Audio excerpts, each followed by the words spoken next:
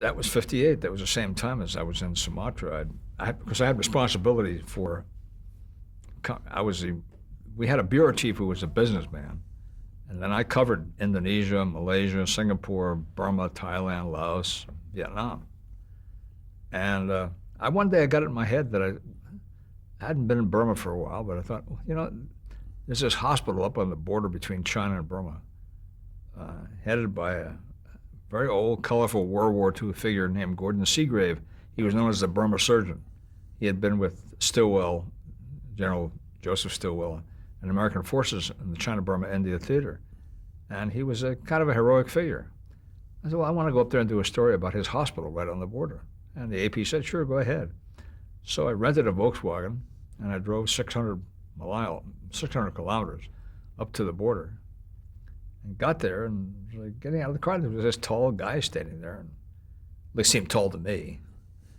And I got out of the car and says, hi, he says, I'm Ed Murrow. I almost died.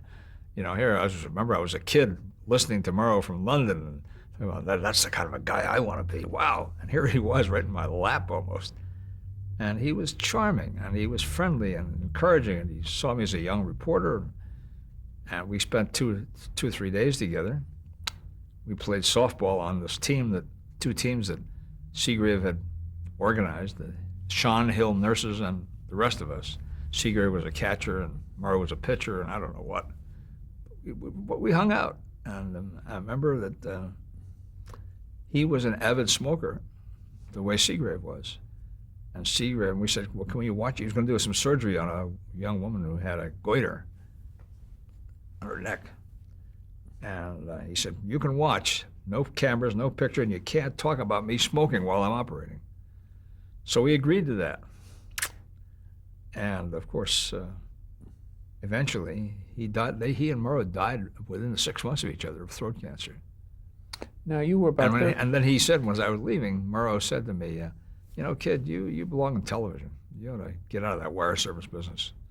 And I said, well, maybe someday I will.